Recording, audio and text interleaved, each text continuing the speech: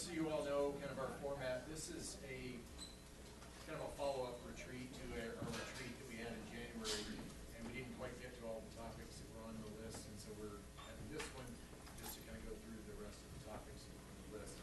Typically in a retreat format, we are discussing items here.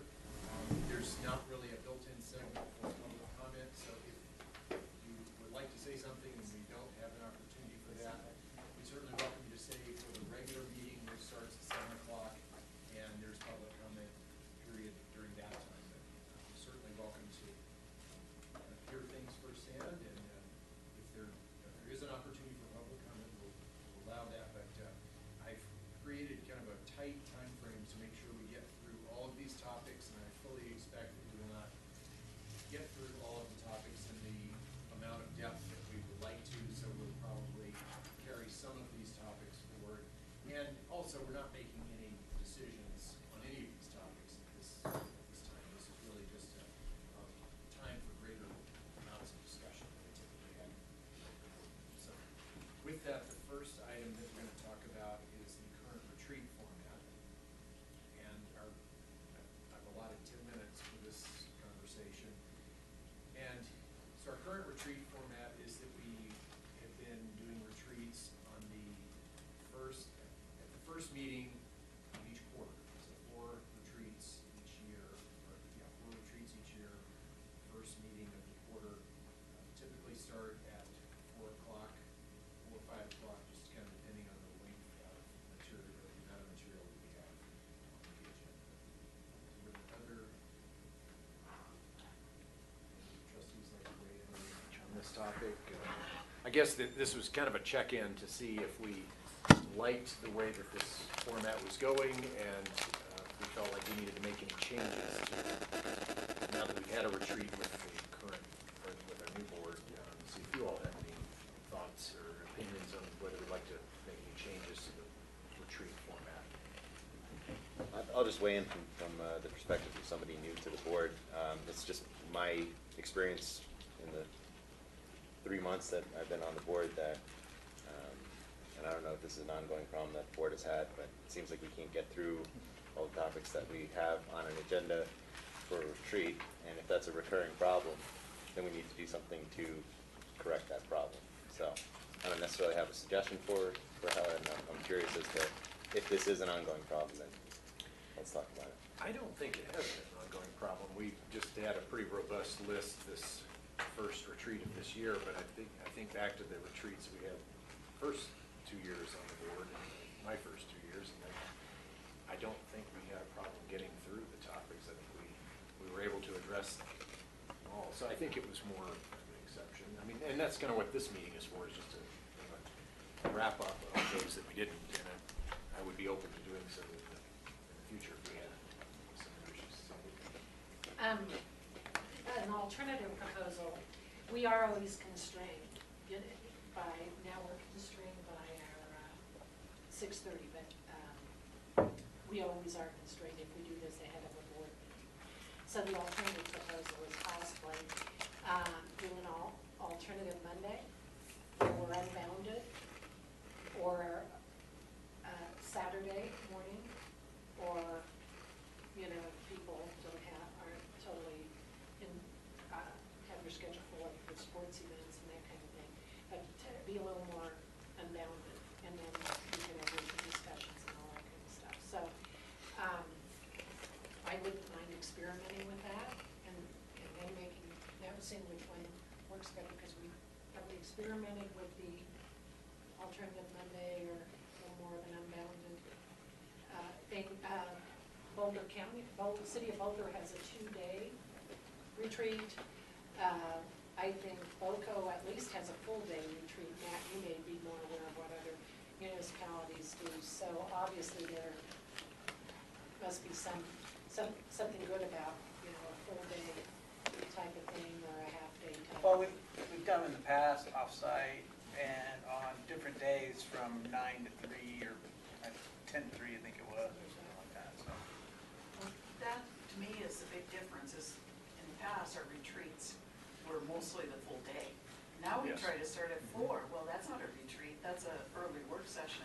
Yep. So we either need to go back to what we talked about, which was starting like at 2 in the afternoon and going until 7. You know, to have a retreat be from 2 to 7 or 3 to 7, which is 4 hours, and not do this where we start the retreat at 4 or 5 and then quit at 6 or 6:30, then try to put in a work session and then try to do the board. So the retreat should be just a retreat and not a work session as well. Yep. And if we go back to doing it, because that's what we talked about, one of the last school day ones we had was over at the El Dorado Right. Firehouse. And then we said we're gonna start trying to have them like starting at 2 or 3 the day of the board meeting. Right. And that did make for some very long, we had one that was, it was long and then the meeting went on till, very late. So it does make for a very long day. I like the off Monday idea. I think that, I think some, some may be more constrained by daytime. I like the daytime retreats. I've got a flexible schedule, but I know not everyone does, and that may not be as doable for everyone, and so an off Monday night might be a good thing to try, and it would give us a little bit more time, and we wouldn't be so loaded up with the regular meeting that would follow. Okay, other thoughts? Chris? Comment. So the retreats have taken the place of what we used to call the goal planning sessions.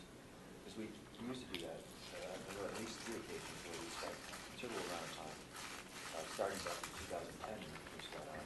And that was very effective, where we had the big sheets where we put goals and we narrowed those goals down, and we really had a pretty good plan. It did take quite a bit of time.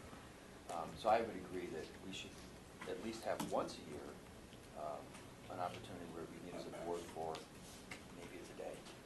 And at one point we talked about doing the 2-day thing, a retreat, maybe up to Estes Park or something, just to get away, get out of the town, and really focus on what we wanted to do in the town for the following year. So I would like to see us go back to that, or consider that, but at least spend some time without the constraints of the board meeting right after this. And maybe we do these retreats as follow-up occasionally. Okay. Others? I agree, I think that sounds like a nice middle ground. If we did these retreats either on an off Monday or a little bit before a meeting, I think that's fine, and then maybe the once a year.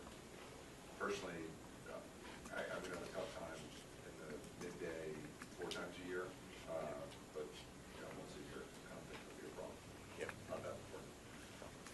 Okay.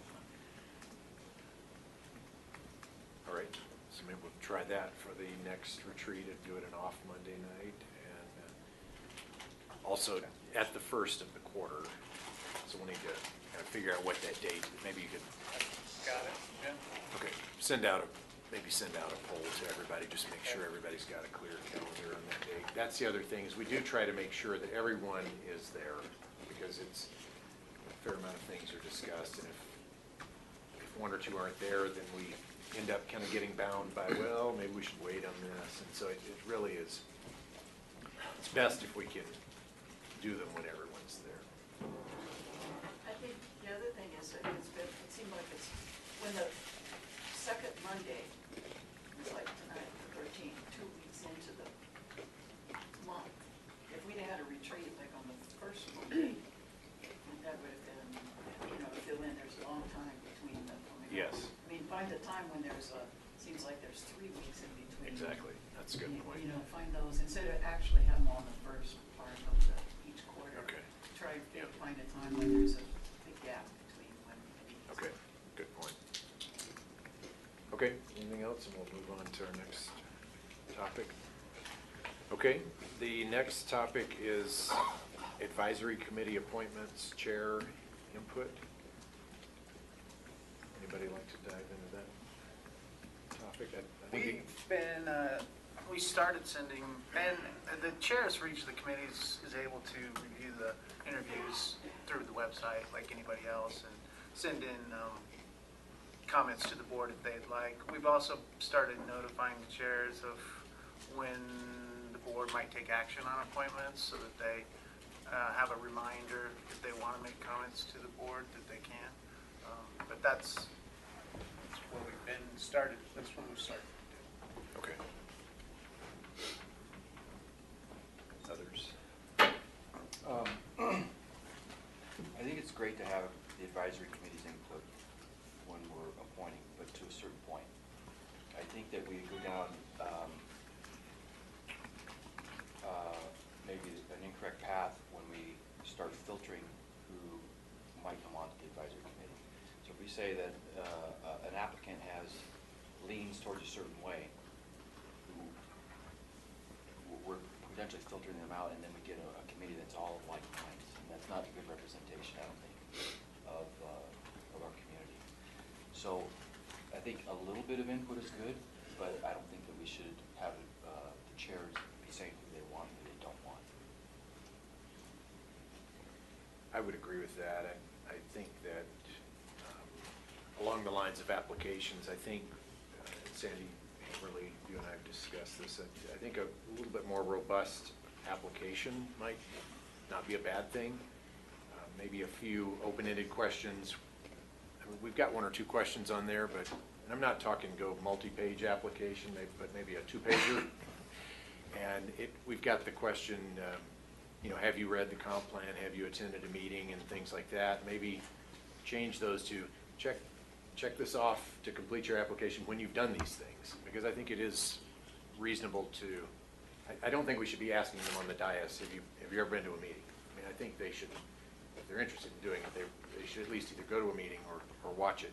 I mean, it's easy to watch it on the, now that we've got them all taped, it's very easy to watch that. So I think, perhaps that should change to you have done these things, and maybe a little bit, have them write a paragraph about why do you want to do this, and what are your visions for, and I don't want to make it too complicated. I don't want to make it be a process where people look at it and say, forget it. This is just too complicated, too much of a burden. I'm not going to mess with it. I definitely don't want to go there. I think it's, I think we want to have a welcoming environment for people who want to volunteer their time, but I think we also need to know that, yeah, they know what they're getting themselves into to a certain degree.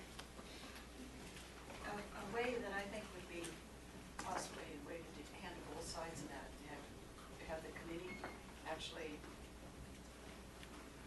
see and talk to the candidate, not necessarily review them and give a recommendation, but to say that if you can come before the board, you have to have been to the committee and actually told the committee that you want to be as a candidate or be on the committee. And so then the people of the committee can talk to the person who's nominating themselves as to what they might want to do or how they could fit into the committee. And then after that, then they come to us and say, okay, I now am presenting myself for this committee. So it's not a requirement that we get a review from the committee member or the chair, but we should ask the candidate to have attended a meeting and presented themselves as a potential candidate for that committee. Okay. I think that's what the Historic Commission does. Don't they kind of have a requirement that the candidate has to attend X number of meetings, get to know the committee and what they do and all that? I think that's going to be successful. I think in the application, we already get a lot of feedback on most candidates, why they're choosing OSAC or ProStack or RCAC or whatever.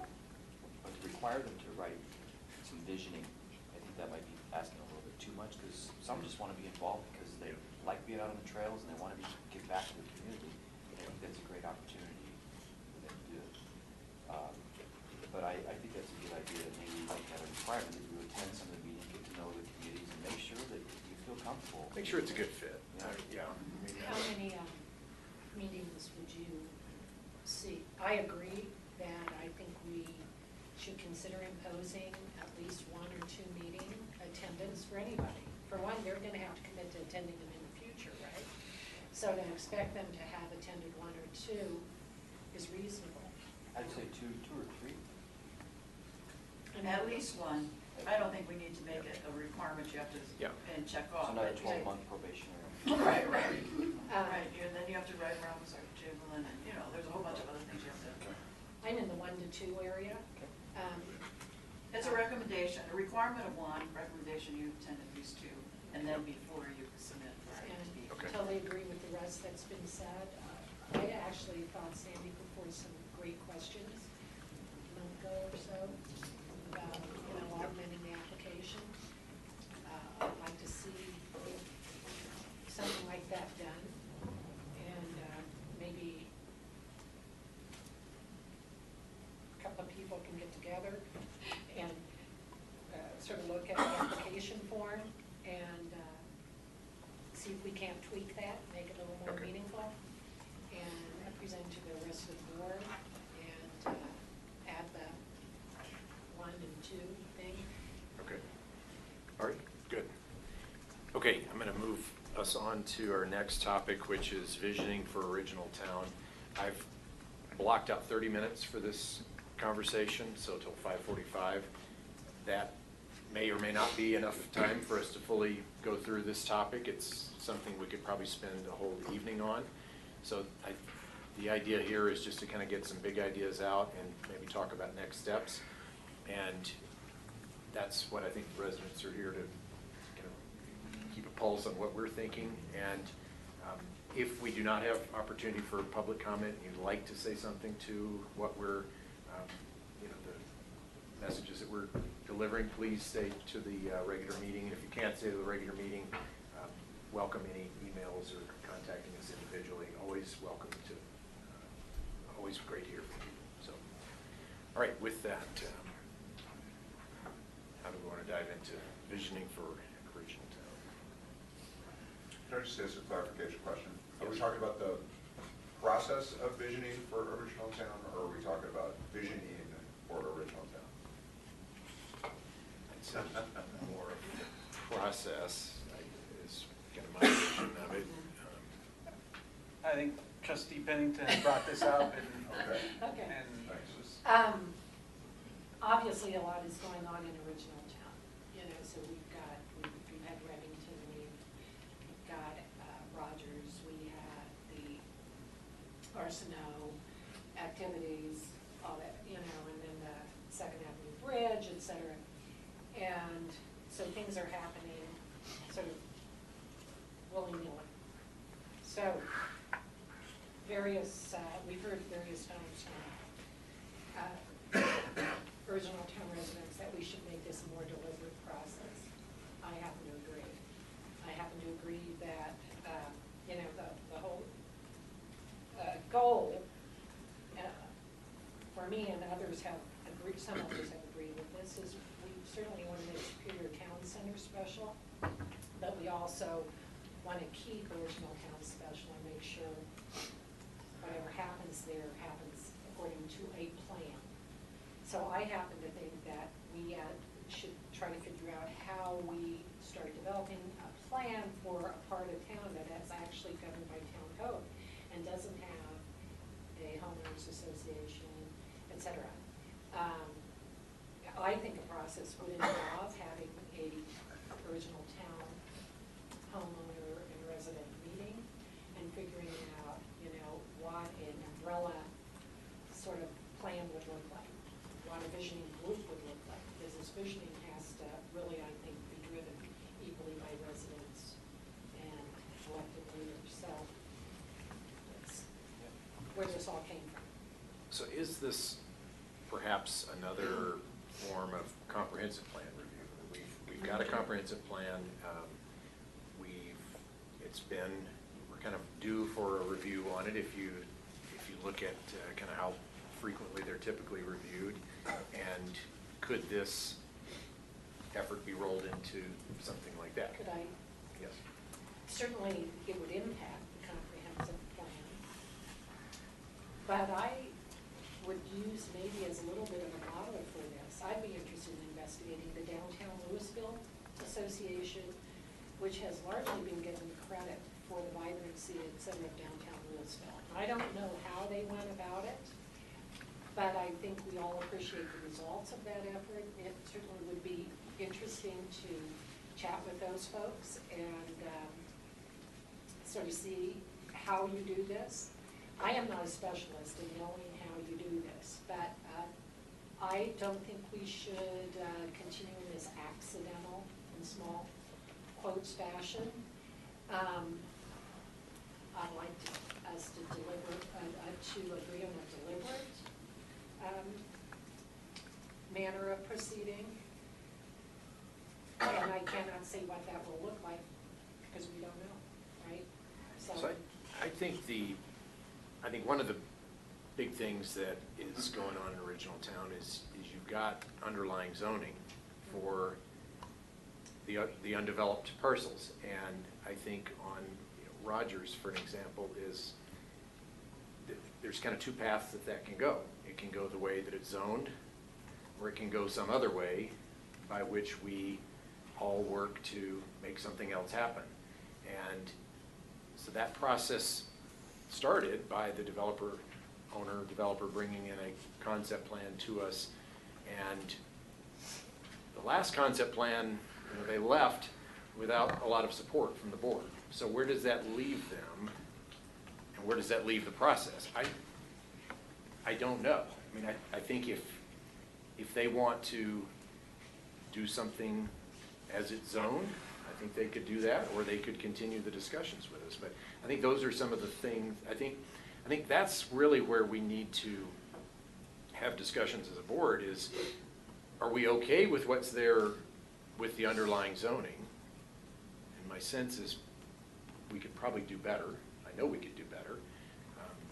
Or do we go and look at, at other options? That's exactly the point. What's there is older, was in a different century, probably created. And so and people are living differently now than they did when the town was first created or in the middle of last century. So what we really need to do is look at it in a comprehensive way, the original town area, and see what pieces are available for development, what existing places are that people might be thinking about changing or doing something different with, and just look at this, from a more of a comprehensive view of this. And not just think about an individual square or rectangle of land, like, the Rogers property.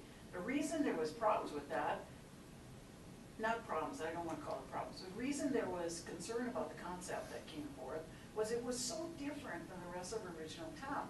So what we really need to look at is, are we thinking of an original town as something that's original and unique, and we want to keep some of those characteristics? Not meaning that everything has to look like it, because obviously we don't have everything look like it. We got Coal Creek Crossing, which is different than the rest of original town, and that got put in there. Not saying it was bad, I'm just saying that a developer comes in and says, I want to do something. Have we thought about whether or not that fits into the overall comprehensive view of original town? And I don't even know what that is. I just think that we should get together and not have us do it. It has to be the residents along with the town management and the trustees, and say, what's the vision for original town? Are there things that need to be changed as far as zoning or rights or whatever, and how would we do that if we could? Might be that we can't. But right now we don't know until we actually sit down and look at it and think about it. I think the other thing that, for me, a consequence of a bad consequence of not really thinking about this with a longer term view is that we have traffic that we never anticipated going through original town. And so we really need to look at this as a more comprehensive future forward view and see what that's like.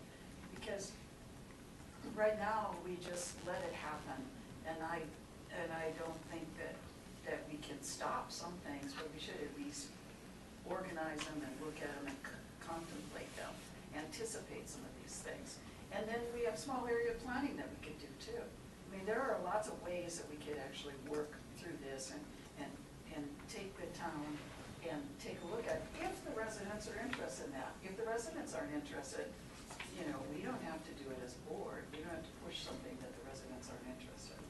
But at least if we can take a view of what do we see the original town look like, and how can we keep some of these negative characteristics from happening that might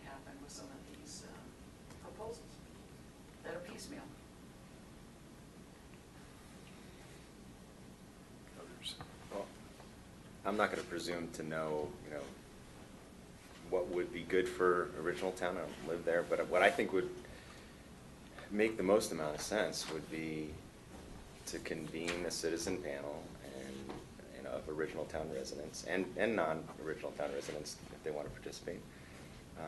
And let's listen to what they have to say as to, you know, what are the things that, you know, we receive email communications about, you know, sidewalks and, you know, things of that nature, and, you know, what are the things that would really improve the quality of life of original town residents? And, you know, hear straight from those residents, rather than just kind of discussing in the abstract of, you know, how we could, you know, fix something that may not be broken. I'd like to hear from the residents first, and then once we hear from them, and then we can actually determine, you know, what, if anything, we can do. I do think that it's going to be an issue. It's not like we can just, you know, by fiat, you know, change the zoning on land that's owned by many private parties. So I think we need to be realistic as to, you know, what we can do as a board. But I think the first step would be to engage with the residents and see what they say. Adding to your idea would be having this conversation facilitated, because I hark back to that ULI, Urban Land Institute thing on the, you know, what I'm referring to. The RTD area. We wouldn't have had those ideas for that area if somebody who didn't do this professionally, or some group of people who didn't do it. In fact, they do it professionally and have helped rejuvenate and revitalize and all this kind of stuff. Really helped us see the world differently. So use Mark's idea and maybe have some professionals working with that panel Yeah, we would need to hire an outside. to see the possibilities. I think that's a great idea. I'd be very supportive of an outside company, and I love the idea of getting the citizen feedback. My only worry is the timing, right? The developer wants to do something with Rogers Farm. There's a very hot residential market right now. I love the idea of saying, hey, wait a minute, we've taken the pulse of the community, and this is what they want. And so take that as part of your direction. And I agree with you, the use by right, we do better. Or we all know they can do better. I just don't know what better looks like. And so if we go through this process, just want to make sure we can accelerate the process to have an output in 2017. And this isn't a 2018 type of thing.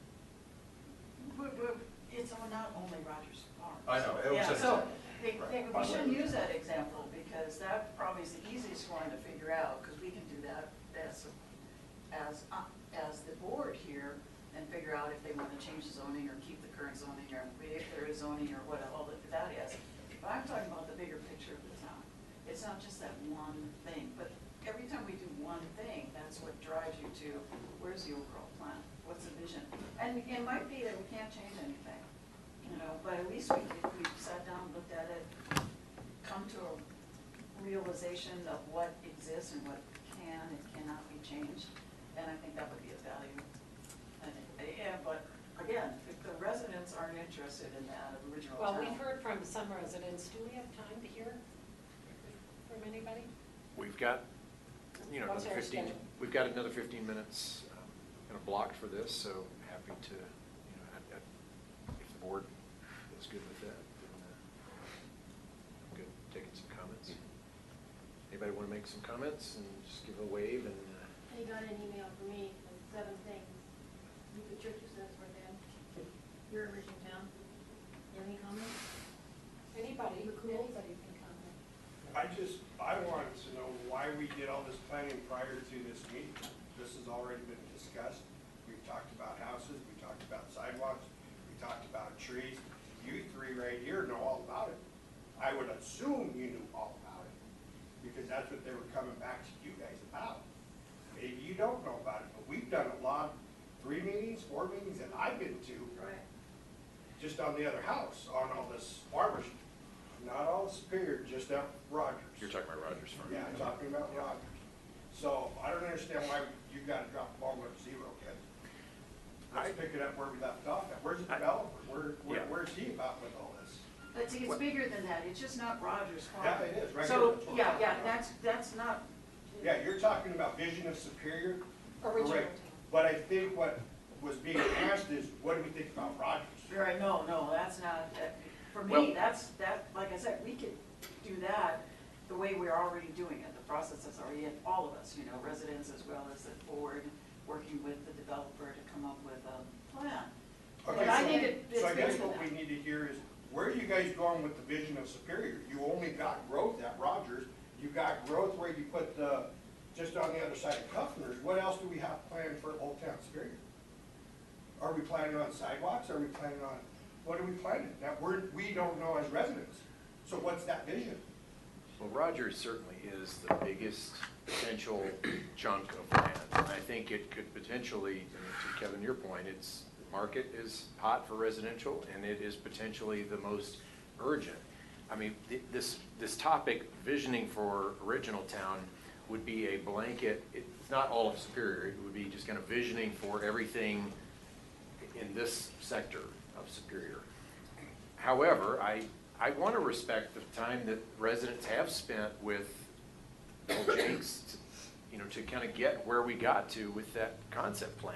And I can kind of hear the frustration of, hey, why do we need to go to 3 more meetings to say the same thing that we've already said at those meetings? And, I think everybody does kind of have, engagement fatigue. I mean, people want to But it's engage, not- but It's not that. It's not the Rogers Farm, it's all the traffic issues that we've been, and when people come in and say, well, I want to take one, where there's one house now, and put 6 houses on that one lot, even though they probably can, it's really more, how would we actually incorporate those changes within Original Town? And how might that change Original Town? How could we actually, that's for me, what we're envisioning. We're not envisioning how to put 119 houses or something in a 9-acre spot. We're talking about, and that'll come through zoning and the planning commission and all that. Well, I think we're talking more about how does Original Town keep its character, and how do you not cause more problems associated with like traffic and some of the How things. much comment has there been made about the traffic on Colbert Drive, and you've done nothing? Well, that's. We got fried, Original Town got fried, but Remington. Travis, hold on a minute. You got a great point there that you're making, but don't take the country out of Superior. And you're right, 6 houses in 1 lot. You guys approve that. It doesn't come from us. That's We not fight true. it. There are properties within our boundaries that tomorrow can build use by right, but, I mean, the Kuffner strip along 4th Avenue, if they wanted to sell, and I don't know, they ever will, that's multifamily, right? So, and all of a sudden, we've got 6 units per lot permitted that could just be built, right? We've got our land use code like The these mayor big. said 10 minutes ago, it's up to us if we want to do it this way. No. Well, just, hold on, just to clarify, this board and the previous board and the one previous to that did not make the stuff multifamily that is multifamily. That was Right, made no, many, exactly. many years ago. So, so it was, my point was, it is zoned a certain way. This board didn't do that, and the prior one did, and so on. The prior board Okay, they hold on. did screw us on Remington. So you Okay. can't say that we didn't get screwed, because Original Town got screwed royally. Okay. What I'm saying is that we are where we are because of zoning decisions that were made prior to all of us being here. And we can either go with that zoning or we can do something else. And you can't just automatically say we're changing zoning, because that takes away people's personal property rights. So it has to be a give and take. The developer, the owner has to say, yeah, I think it would be a benefit for me to change zoning from this to this. It's got to be mutually agreeable. If you take someone's zoning, it's taking your property, and that's doesn't go over well with most people. So, To Bob. the point of that, we're talking about traffic too. So the 4th Avenue property that is zoned multifamily, right now, if they built that use by right, every single car from that multifamily would come down 4th Avenue and Coal Creek Drive. So let's plan some streets. Let's do some planning around those pieces. And that's what we're talking about. And it does include Rogers Farm. It also includes north of Guardian Storage, where they want to put an old people's home, and they're telling us they're not going to go up Coal Creek Drive. Well, you know what? I know they're going to come up Coal Creek Drive because they don't want to drive up Marshall Road. So let's do a plan of this area so that we can decide what to do. Yes, we can't tell them that they can't build multifamily there, but we can figure out the traffic situation, which has not been solved with a comprehensive plan. It's forever been in the comprehensive plan that no traffic was supposed to go up Coal Creek Drive. It wasn't supposed to cut through the marketplace, and 10, 15 years later, it's still doing it. So yes, let's sit down with residents and plan and make it clear to everybody what's going on, so we're not surprised by another expansion of Town Hall, or thinking that Rogers Farm is settled and now they're gonna come down to Second Avenue. Those are the kinds of things that really need to be looked at and discussed in a much more open environment than you there and us over here. I think that would be a really good thing. Bob, did you? Yeah, and just, there's so many things just outside of our borders that are impacting us. There's so many, and it's scaring the heck out of me. You know, what RTD might want to do with what infill on our properties inside of town, what could happen there? When you look at the homes they built there on Maple Street, that's the maximum that anybody's allowed to do on any parcel in our town right now. That the entire town could be a 2-story rectangles all over town. I personally would like to talk about that. You know, I'd like to. Well, and that comes back to staff. Staff didn't follow the rules and regulations for the height on that. Those houses are to code. They're to code, the way our land use code, maybe there's some nitpicking you could do, but they're the land use code. You can do that tomorrow. I could sell my 2 lots and I got somebody come in and build 2 of those. I could do that tomorrow. I don't think we want that.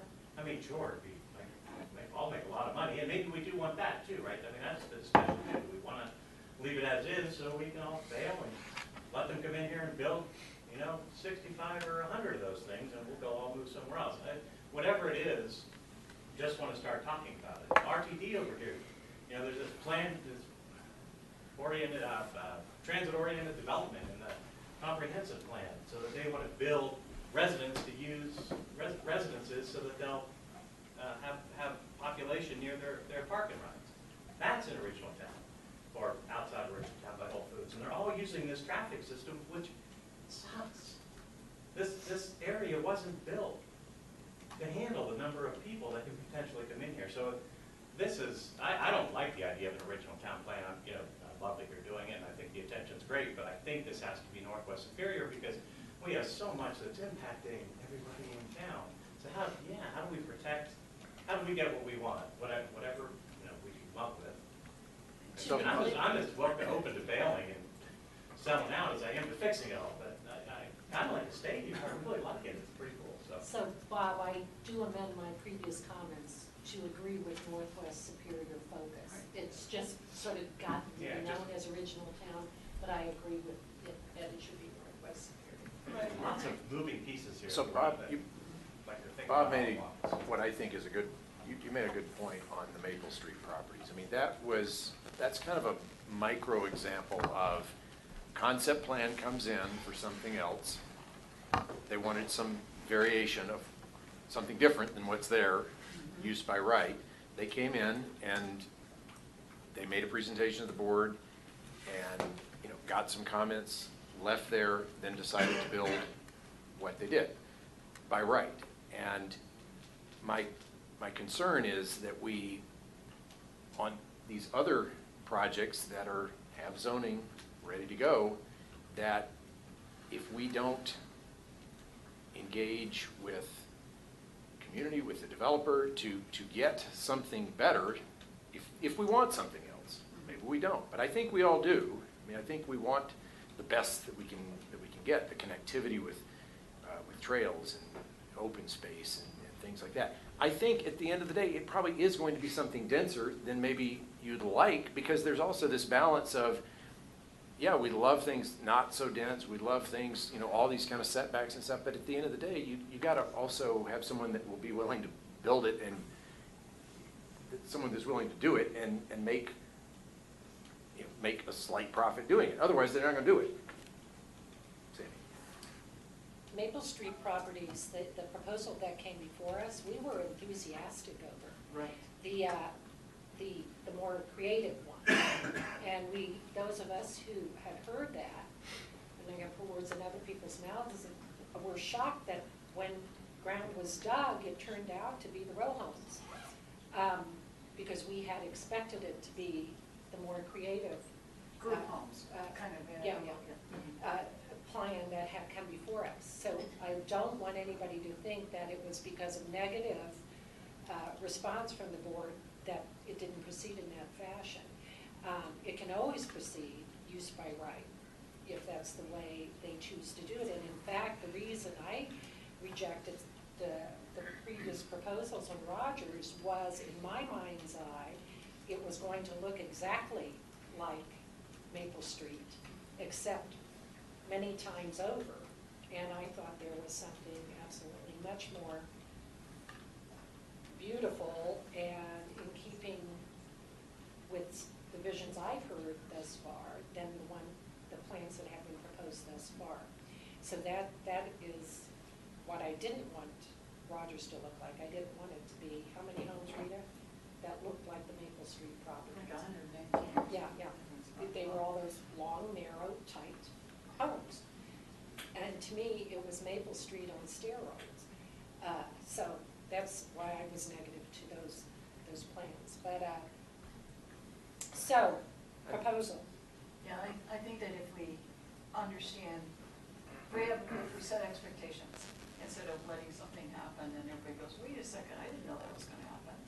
If we have an idea of what could happen and maybe also help influence what actually gets built, and then also to understand how the interaction with original town to the northwest part of Superior and the rest of Boulder County is gonna happen, I think that would be very useful to have that discussion and have that, a group have that.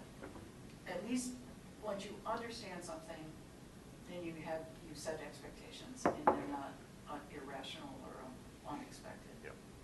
Okay, we've got a few minutes, our clock is really throwing me off here. We've apparently frozen in time. Yeah. So, We don't, okay? is there any, so I mean, I think the idea of a small area plan for Northwest Superior is great. And taking some time, writing it down, right? What is the vision? What is the current identity?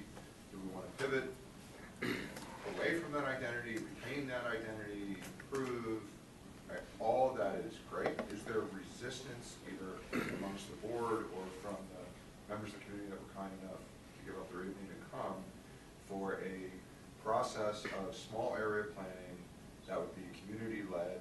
And I think our role as board members would be primarily to listen. And then at the end of that process, we get something's written down, and we all understand this is the visioning from the community. Well, it's gonna have to be influenced by, it's gonna have to come before. Right, it's funded, you know, we have a facilitator that's funded by the town, but I guess my question is, I want to embrace it, and I want to make sure that somebody's not resistant to it, that I'm not identifying. So is there? The only tweak is, for everybody to understand, we are elected for a reason. So I love the process, I love the small area aspect, and well-led, well-facilitated with the resources that the residents who are involved in this visioning need, you know, because they may not even know upfront what they need in terms of facilitation. But it does have to come to the board. It's a proposal that does have to come to the board and be vetted by the board at the end of that. So. Okay. All right, I think we have a good plan. I would like hands raised if there's any resistance to that sort of concept among the people who are here today. How does it sound? Well, it's fine, it sounds great, but we did all the hollering about Remington and still got screwed. So what the hell is to have another meeting? It's gonna waste our time. Well, we're going forward. If some of us are different, maybe we'll have a different outcome, hopefully. Well, I certainly hope so. It's Otherwise, gonna be- we're all crazy. Okay, good discussion. Next on our list is policy regarding board members meeting with developers, and I've got 15 minutes slotted for that. So and we may not need 15 minutes, so not to say we have to spend 15 minutes on this, but just to recap, according to our policy, we cannot meet with developers who have an active Well, let's just clarify, this was a policy, an informal policy by the former board. This current board has not taken a position Okay. on any type of policy, so. Okay. Because when This would be- we say former board, I mean even former to 2 years ago. Right, yeah, Okay. 4 years. Okay, 4 or more, okay. So the general idea is that when a land use proposal's in process, we cannot, for obvious reasons, have meetings with developers. But the question comes in prior to that time, if, especially like concept plan time, developer wants to know, hey, what's important to the town? What do you want to see? Much like developer met with residents of original town about Rogers. I think that, there also needs to be some level of engagement with the board. What is the board's pulse on what the board wants to see on these projects? And I generally think that individual meetings are probably not a good idea, not productive, because they're going to get the impression of one person or even 2 people. And to the extent that we could have a work session or some kind of session where we have as many board members as we can around the table with them to let them know, I think that's productive, because they have the opportunity to hear from everyone that wants to speak. And the planning commission as well, because they're going to be involved in any process as well. So I think to the extent that more is better than less, because if they're getting direction from 1 or 2, that's essentially all that is direction from 1 or 2. So I would say that it's all or none, because when the board discussed this previously, there was discussion about possibly having 2 or 3 board members. That would be okay. And if this is all about transparency, then that's not okay. If it's going to be totally transparent, we're going to do it in a work session environment or in a board meeting. To have 2 or 3 board members, it's still not being transparent. So I say that if we're going to adopt a policy, we make it all or none. We do it in work sessions or board meetings. So, a policy is fine, but, I don't want us to lose sight of the fact that there's actual laws here at play as well. We've got sunshine laws that govern when we've got 3 members of our board meeting just amongst ourselves or with anyone else to discuss town business. And then we've also got the prohibitions on ex parte communications when we've got an application pending or an application that we know is going to be pending. And the purpose of those laws is to preserve transparency of the process, to make sure that the decisions that the boards are making are based on the evidence that's presented at those hearings and nothing else. And so we've got a clear record. And so, a policy in and of itself is fine, but, we already have Colorado statute and Colorado common law already kind of addressing these situations. My concern is that, so for example, when we're dealing with the town center, the prohibition on ex parte communications clearly says that if an application has been filed, we cannot have discussions with the applicant during the pendency of that application. Everything needs to be discussed during a public hearing. Now, one step removed from that is when you know that an application is going to be filed next week, right? It's coming down the pike.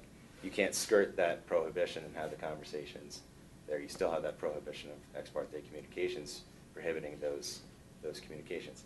My concern is that with a project like the town center, I just don't see how that project is ever not in process, that there isn't an application either pending or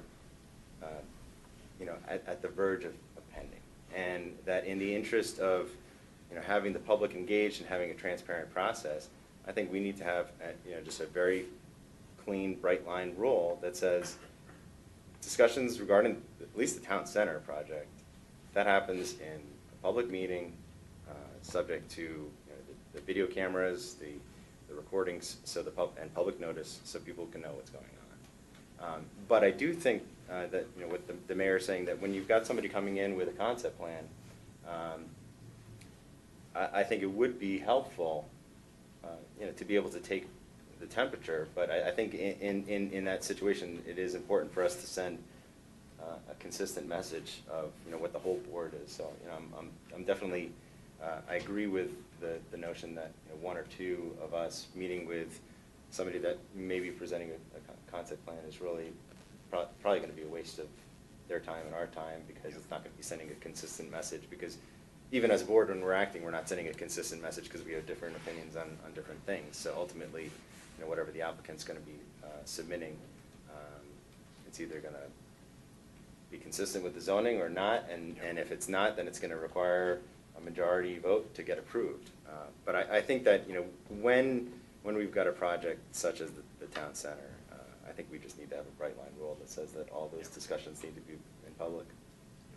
So, just use that same town center example. I agree, the applicant, the ranch and the guys across the street, they're effectively gonna be an applicant for the next 20 years, right? I mean, it's a bad idea. There is no bright line that Kendra talked to us about, so for us, as a board, to set that bright line with the developer makes good sense. Question, does that mean that same, so now we're doing that because the concern for ex parte communication. So does that mean that we also should be engaging in non-public comment discussion with the community, with our neighbors, to say, hey, would you like to see a brewery there, or, I mean, it's, because that would also be if we're not gonna have the conversation with the developer for fear of ex parte communication, you shouldn't have a conversation with anybody, part of the community, for that same fear. So this whole thing, to me, just, I think the law. I get you, Kevin, but it's degree, a potential degree of influence. So here's where I am on this, right? I think that, I mean, Mark, excellent summary of the law. I've talked to Kendra about this offline. Completely agree. And by the way, it's just a bad practice, right? From my personal perspective, it's a bad practice to meet with a developer. Certainly it would be wrong to meet post-application, even if you're meeting with a developer who might be an applicant a couple years from now. Hey, I'm going to be a developer in Superior and I want to pick your brain. My personal 2 cents, that feels like a bad idea. Setting a policy, informal or formal, I have some concerns about, because now we're going to get tripped up in, is it an ex parte communication with the community as well as the developer that we're concerned about? What is the meaning of, what's the definition of a developer? Does somebody, if I'm on an airplane and I sit next to a PE guy who wants to move his company into a town in Colorado, and I want to sell Superior as a great town, am I restricted to doing so because, you know, that would be, I have an informal policy? I think the law, I wish the law were more clear, and I wish there was a bright line. Unfortunately, there isn't. I think we're all professionals. I trust everybody's judgment. Until I better understand the problem that we're trying to solve, I'm not ready to embrace a formal or informal policy. Totally agree with Mark on town center. It's always a pending application. And so I agree, publicly announced work session with it. I'd like Kendra to address some of what Kevin brought up, because to me, this is all about influence, an ability to influence a decision. The developer can, and the board, because we have a vote, can. But speaking to residents, to me, is a different thing. And in his example on the plane, general, trying to whatever, I'd like to see you always report on that. Right. You know, Right. in your meeting, you know, when we come to the board, or send an email out or whatnot. For one, it's a great opportunity that needs to be followed up on. But how would you reply? Well, I think that developer, I think as you said, it's a level of degree, first of all. And, you know, I understand that the town center is quote, always pending right now, and I tend to agree with that, particularly when it comes to the developer, but you're all elected, and you're elected by residents, and residents want to be able to talk to you and say, I never want to see a brewery, whatever, maybe in the town center, or I want to see 5 breweries in the town center, or something like that. You know, in general, those types of conversations are fine. If we're talking about very specific property, and very, for example, I want to see this density on this property, no more, no less. What I always advise my clients to do is say, look, that's a great comment. So please come when we have a meeting on this application and make that comment. That way you're not implying that you're going to take their comment and carry it to the board, for one. You know, maybe you don't want to be in that position, or maybe you do, but you're not saying that this has more weight than something else that somebody else might tell you. So I always say, look, that's a really everybody should hear it directly from your mouth. Or email, again, we just adopted this email policy, or a written letter if people can't make it to the board meetings, I understand that. So that's what I would say. In general, that's not improper. You have to be able to answer to the people that elected you, and you need to be able to do your job, I understand that. But we need to be aware. It all goes back to, can you remain impartial at the time that the application comes to you? So I think that's the most important thing to keep in the back of your head and just say, okay, is this conversation going to influence me in some way? And if so, I think you say, hey, you know what, these are really good comments, but it's probably not great for me to hear them now, and it would be better if everybody heard them at the same time, or you put these great ideas down in an email, and then everyone gets the benefit of them. That's where I and I know that's not an easy line. Again, none of this is an easy line to draw. But I mean, I think the email policy that we just adopted makes that pretty easy. And frankly, reporting on those public comments during board meetings, I think will cure that issue. I think we need to be responsive to the people that live in this town, that are our residents, that elected us to represent them. But and frankly, I have no worries at all about the integrity or the ethics of anybody sitting on this board or anybody who works for the town staff. But part of this policy and part of the laws, the sunshine laws and the common law, is to keep government looking like there isn't anything improper going on. And it's all about the appearance of impropriety. And if there are these private communications, if there are those private meetings, that gets people to speculate that, oh, there must be something untoward going on here. So I think that for the and frankly, this is in everybody's best interest. This is in the town's best interest. This is in the board's best interest. This is in the developer's best interest. Not to open up any particular application to legal challenge because something was said that we don't have a record of. I think to the extent that we determine that these meetings are necessary, that we make ourselves available for these meetings, because otherwise it's really on staff. Staff is there being the interface between developer and town, and at the end of the day, we're the ones elected to approve things or not. And I think we need to be engaged in that process early on before people spend large sums of money and time trying to put something together that isn't gonna fly. Or it might fly if it was some other form, and we could get to that some other form quicker. So I think we would do ourselves, staff, and resident, I think we do everybody a favor by getting involved in the process. And that way everybody can get involved. So I just have one other comment that I wanted to add, and that is that obviously we've got this big elephant sitting over here on the other side that is in all of our eyes. That, I think we have to look at this across the town. I mean, we keep seeing little things pop up in Northwest Superior that, somebody's talked to somebody, and so I don't want us to lose sight of the fact that every single piece of development that happens is important, and we should listen to them all equally as a group, and we should also not comment on them individually to developers, because it's what's happening next door to me may be way more important to me than what's happening over at Town Center. So I don't want us to just say Town Center is out there. We're gonna continue to have development in this town forever. Every town does. And so let's not lose sight of all the other properties that are out there. And I just want to add to that. I think the existing legal framework for a typical parcel of property, somebody wants to rezone it, they file an application, it gets rezoned, then they build whatever they're going to rezone. It's not going to be this continuous process of 20, 30, 50 applications coming like the town center is going to be presenting. So I think that the town center to me is a unique animal that is separate from your typical property that's going to get rezoned and something else is going to get built on it. I still think that the prohibition of ex parte communications will pertain and adequately address the standard parcel. Because I don't want us to become too onerous to do business and for people to be scared to come to Superior and invest in our town.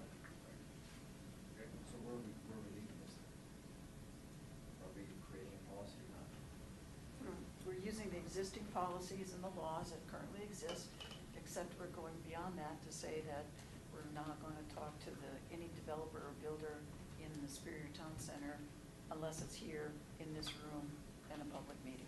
So why limit it to the town center? Why not Rogers property, Zaharias, Anderson? Well, they are limited if there's an application before us, then we can't talk to them. Or if we know there's an application coming, we've already said that we shouldn't be talking to Like them. Sandy Hamlin said, we know that on all those vacant properties, there's going to be an application. We don't know who the applicant is, though, in every case, so. But if I, like Kevin is saying, if I'm on a plane and I meet a developer on the plane, I say, yeah, we've got this nice Anderson property, you should come check it out.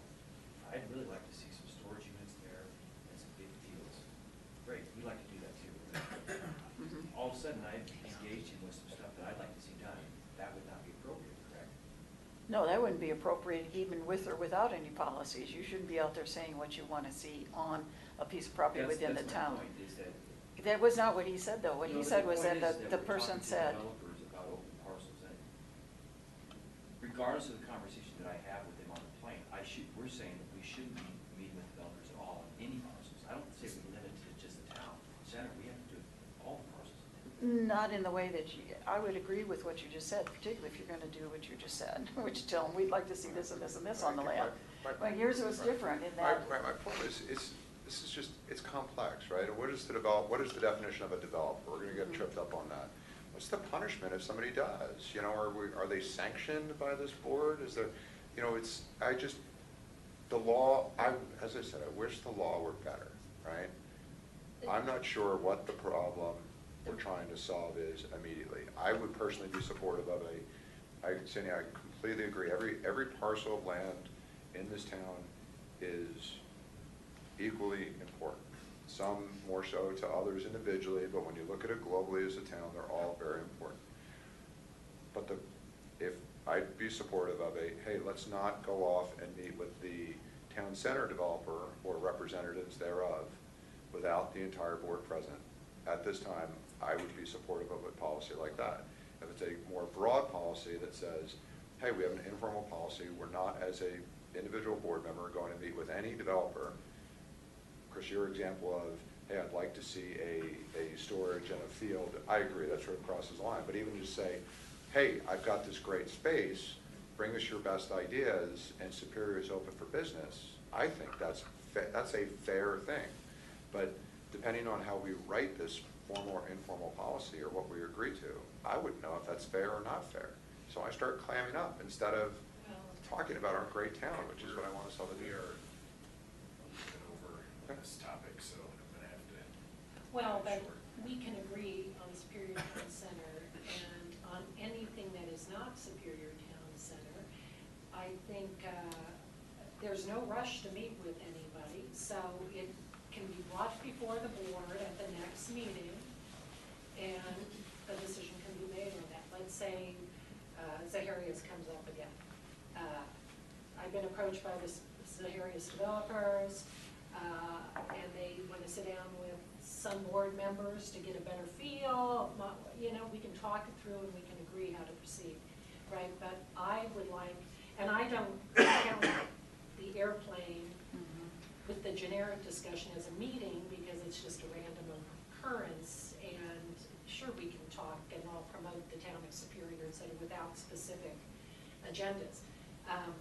But in general, I think never should a single trustee meet with any developer that has an for any interest or reason. potential interest in the town, yeah. For any reason. I just think it's dangerous. Okay, so Mhm. good discussion. I think we can move forward with those general ideas. And we're not bringing this back to the next retreat, because we've talked about this like 15 times. Yes. So. Well, but Okay. we're gonna have to have an informal policy written down by Matt to see. Oh, I don't know, we've just said we don't want that and we don't need it. We don't I don't, need it? no, we don't need it. If we don't understand by now what the rules and law are, I think it's a bad practice to meet with a developer. right, I'm worried that a policy will make it even worse. unintentionally tie our hands. I Right. trust everybody around this table. I agree with that. Right. Okay. And if we do have a conversation, the easy way to resolve that is bring it out to the sunshine, to the light, and tell it at the next meeting. You know, open it up to the light, that's all you have to do, it's very easy. If you do happen to stumble Can we agree on across. no individual meetings, right? Well, yeah, we just said that we should, it's a bad It's a bad idea, practice. yeah. Okay, good. All right, next is fluoride in the water system. So as a background, fluoride was added in 2000 to the water, and our packet has some information on levels that it's currently added to. We've received some correspondence from former Mayor Susan Spence, who asked that we revisit that. She was actually on the board, she was actually mayor when it was approved, and would like the practice revisited to potentially take it out of the water supply. So we've got 10 minutes allocated for this. Definitely something we cannot figure out for remaining, but definitely something we cannot figure out in that amount of time. This was brought to the prior board, so prior to November, it was in the late summer, fall, it was brought to the board prior to the three new trustees, and that board decided not interested in visiting the topic and not going to change the policy. So she respectfully asked that it be brought to the board again, because we've got three new members, and we thought it was reasonable to bring it back. So Hey, this is not a comment or question. I should have asked this in advance because I suspect Matt doesn't know the answer. Sorry. What's our current fluoride level? Is that at? Yeah, 0.7. That's what we're saying, because they told us during the tour. I thought it was Yeah. below, I thought he said below .7, but I didn't write it down. It's like .4. .7's the limit. It's a Yeah, maximum. 0.7, Right, that's but what- correct, yes. Right, so the .7 is the max, and ours is set at .4. And our background is about 2.2, so we're not adding Naturally a lot. occurring. So it already has a background of .2, so we're just adding very small amounts. So the question is, does the board want to continue this discussion to potentially do something different, or do we want to continue the I'd like to practice? hear from the new trustees. What's your opinion on fluoride? So I know nothing, I'm not a scientist, have done my best to research from peer-reviewed journals over the last 6 weeks. I think some of the content is definitely biased, so I tried to read things that were a little less biased. If we could confirm that naturally occurring is .2, if we could do an independent test that we were at .4, I'm fine, unchanged. I'm unfortunately came from a town where we didn't have fluoride for many years, and my teeth show it. So I think I would, as long as we're keeping it at the low levels, I think it is a good addition to the community. I did go out and do some research, and I know the city of Denver Water Department actually had extensive public hearings on the topic. They did, I think it was almost a year's worth of research to decide whether it made sense or not.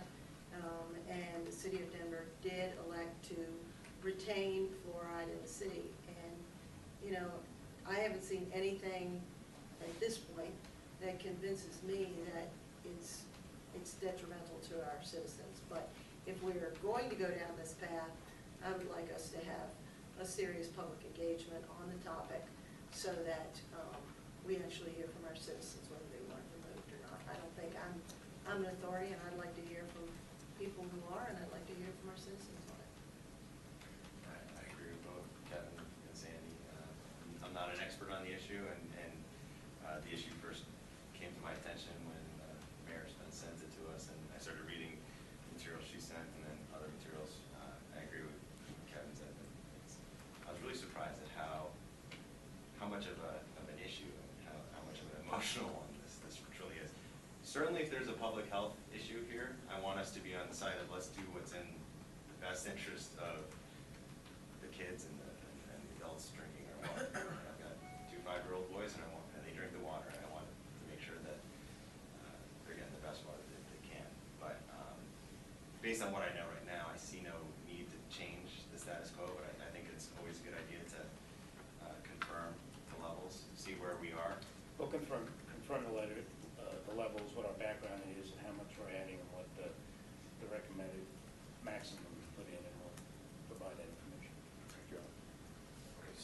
I've actually experienced this. We lived in Montreal for close to 3 years when my kids were smaller, and they do not have fluoride in their system.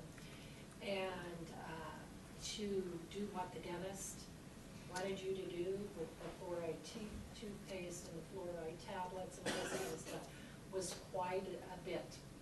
And obviously, they felt that something was missing in the water by not having the fluoride because they wanted you to augment your diet with all this stuff. So I would suggest keeping it. So, just based on personal experience with it. Okay, so I think what I'm hearing is, let's verify our current levels. I'm not inclined to do further study on it or further changes on it. Always welcome to hear from residents, from the public as to, if they have different opinions, certainly always welcome to hear other opinions and New information. new information, and welcome to revisit things as needed.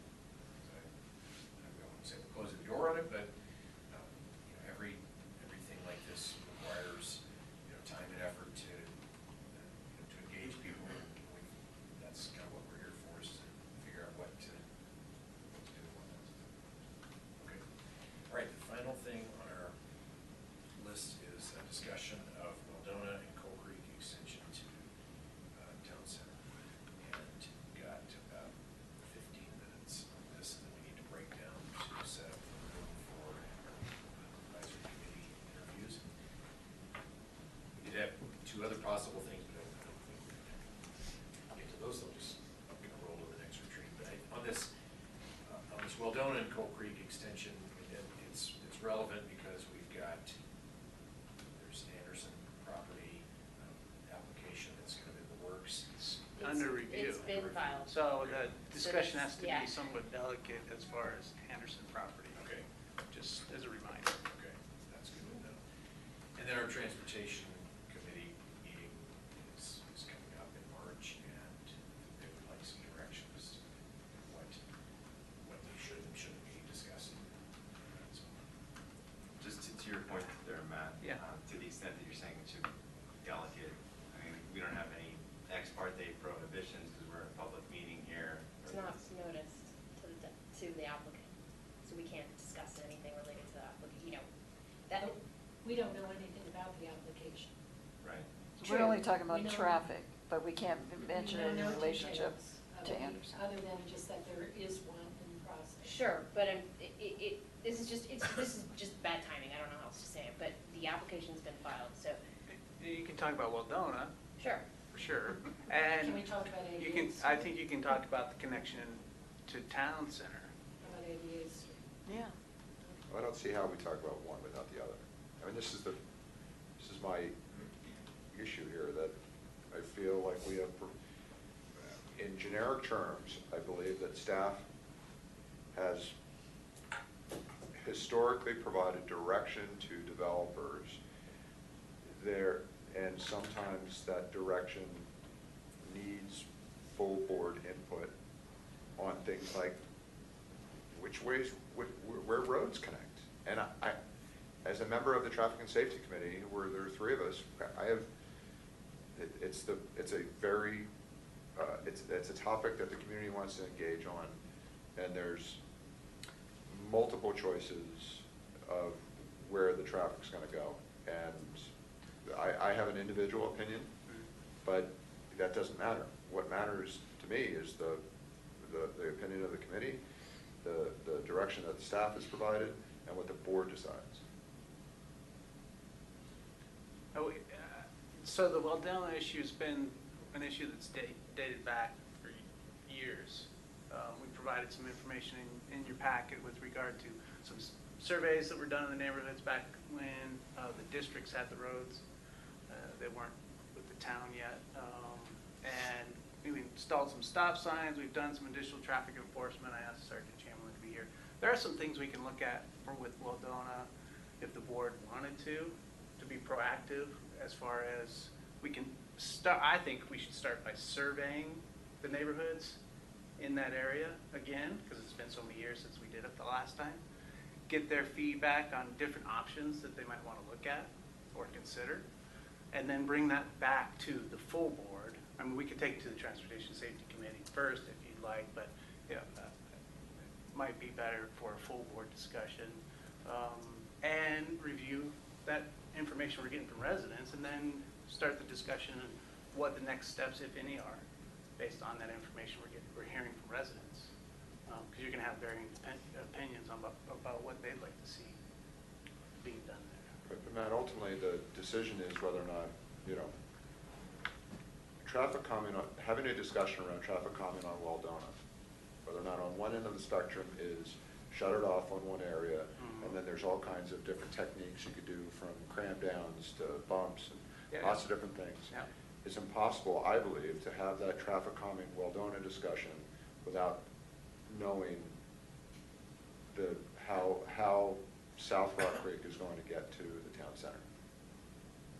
And I don't know how to have that conversation without talking about the Anderson property.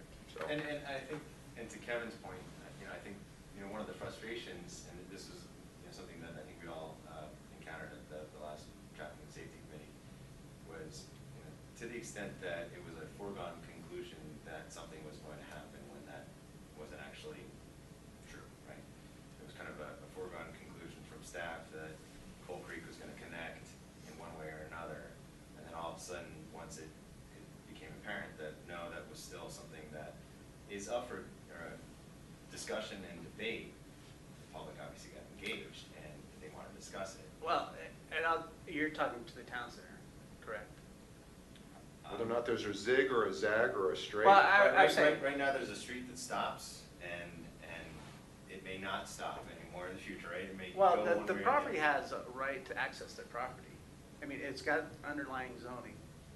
I understand that, but there's a question of then, what does that look like, right? So there's any number of different ways that could actually happen. You can access it from the south, you can access it from the northwest, you can access it from the east. And they're going to be subject to the town's influence, man. So if you say, our desire is to keep this, to call it, and I'm going to use a term that is a major connector. I'm going to use that as an illustrative term, not as a definition. Okay. If I'm going to take this major connector and I want the major connector to go straight into Superior Town Center, and if you provided that direction to the developer, then the developer, I suspect, would take that under consideration as part of their application. I don't know if this board has provided town staff direction whether or not that major connector should continue for 5 feet or a quarter mile. I don't know, and I think it's an important I think this is an important enough conversation that this board should agree on how. And then you shouldn't fault the developer for then submitting something that the board ends up not liking because of the direction that they got from staff. Completely agree. And there's also the kind of the historical perspective too. I mean, this is not the first board to have addressed the question of this road and where it could go. So I mean, this has been contemplated for many years, and prior boards, it's kind of passed through prior boards. So I mean, I think we somewhat have to respect and look back to, okay, where has it been up to now, rather than, okay, new board, everything's a blank sheet of paper. So it's And kind previous of a balance. concept plans have gone to the board as well. Right. So it's kind of a balance between, I mean, otherwise staff is like, look, developer, I can't tell you anything because we've got a new board. And we have a transportation plan, and this was discussed at the transportation plan at the town center when that was being proposed. That specific connection was discussed. So we've gotten direction that we've written down in the transportation plan, and the staff has tried to interpret what's in the transportation plan. Of course, that's a document that this board can change, going through your process. So we've just tried to interpret what's in the transportation plan and apply it to developments as they come through. I am reluctant to do a survey of that narrow affected community, because I think we develop false expectations. We'll have to report on the results of that narrow survey, and we would be expected to act on it. And I agree with everything I've heard this goes way beyond, and it involves a number of factors that need broader discussion, because they all interrelate, and before we would ever go out with any survey, I think we have to have that broader view, and then potentially narrow it down to potential solutions, and then maybe it's time to go out. But to go out to that group of residents, I don't need to go out to really understand a viewpoint that was pretty well articulated at the last traffic and safety committee meeting where you guys addressed that. So I find it frustrating as well. Well, that idea was just to get input from anybody that may have not attended that meeting. If we were to do a survey, it would have to be a broader geographic Right, area yeah, than just, yeah. and we'd have to understand this problem more than I think we do understand it right now. So when is this coming forth at the Anderson property? When are we gonna hear it? We're still going back and forth on reviewing comments with them. Has to go to planning commission yet? Has to go to the planning commission month or still. two or No, I would say 4, maybe 5, 6? sometime this summer. Wow. I think that, We had 30 pages of comments for them Right, so on their first. I like Kendra's, knowing that it's still so tentative, and knowing that we haven't heard a darn thing and have no idea what this plan may entail. Well, What kind of conversation? It's can the we last have? concept you planned. Huh? You saw the last concept plan. But we don't know whether or not this one has anything to do with the last one. I think Alex had a good point. I think you want to discuss a transportation plan and changes to that plan, that's appropriate. And overall, look at the transportation plan, is this going to work? But I hear what you're saying is you may be hearing this in a vacuum, and maybe you want to wait until you get the application and see I don't, I haven't even seen the application, so I don't know. But if it comes down to specifics about the land uses that are going to go on that property, then that's not a discussion we can have. The application's been filed.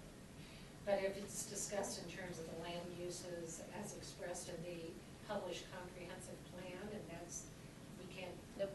we can't do it based on what we do know now? No. What those uses are prescribed as? No. I mean, you can discuss the transportation plan, and if you want to consider what you've already heard to be the concept plan when you're doing that transportation plan update, that's completely appropriate. no, the concept, they sent 2 concept plans in, and each one showed it different. So, just point of clarification, we saw 2 concept plans, and each one showed Coal Creek connection into their property and potentially out of the property in a different place. But I think that overall, we need to look at like the transportation plan again and think about all of the roads and the connections, because what we've been hearing and the reason they were so, at the traffic and safety meeting, the first one you guys had, when the residents was there, was they came because they were told in a letter that Coal Creek Drive was going to connect through to the town center. And so that's the reason they were there. They weren't there necessarily to talk about the application concept plan. They were there to talk about, wait a second, this is not maybe what we need. And we heard a lot of people say how it would impact them, residents, and how a certain part of that area there could become an island, that would be pretty much off by itself, surrounded by a lot of busy streets. So those are the things I think we should talk about. Not what's happening on some applicant's land, but what's happening to those residents and the streets around them and how it's impacting their ability to get into and out of Superior. That's what we can talk about. And we can talk about how busy 88th is, whether or not there's still 1,000 cars on Weldona from, 10 years ago there were, things like that, and see what changes have happened in the last 10 years and what complications people have and what they're concerned about, whether getting to work, getting to school, getting in and out of their area. I think we should talk about that. We are at the designated time to Can I just say one last thing? So we have a traffic and safety committee meeting scheduled for March 6th, right before our community outreach. My concern is that if we don't have some direction from the board as to what that meeting should look like, we're going to look really tone deaf and unresponsive to the discussed this issue as it related to the Zaharias and the Anderson property, the TSC. We didn't have, Waldona and Coal Creek as separate agenda items for that meeting. I think it's important for us to be responsive to the community and to show that, we're continuing to monitor this, recognizing that our hands may be tied given the fact that there's an application pending. But I don't want us to appear to be completely What if you remove it ignoring as an the issue. agenda item? What's that? Actually not have it on the agenda? Are there other things for the March 6th meeting besides this one? For the traffic and safety? There are, but I mean, I think that we're just likely to receive questions about why we're not. Well, I also think the question's framed incorrectly. We've It's got- Waldona, Coal Creek, and ADA. We're gonna have to have a follow-up. We're gonna have to go totally figure this out here, But there's no prohibition against talking about traffic on 88 and Weldona. There's not, and you can just, for now, the best thing to do is to assume the current use is by right, and that's the, that's what you can assume for now. So in other words, Right. if you wanna take the current use by right and just say, okay, assuming that this use by right was developed in this way, and this would be our traffic plan, that's perfectly appropriate. And I think the committee can look at the transportation plan Yeah. that you mentioned, Right. and how it's shown in the transportation plan, Yes. if you wanted. And I those think connections. greater involvement from residents on the transportation plan would be welcomed, because that transportation plan was pretty much done by the planning commission and not necessarily a lot of resident input. Just to be clear, you mean that portion of the transportation plan that deals with that area of town? Right. Right. Okay, Yeah. because that plan goes a lot further than that. Correct. Okay. Okay, thank you.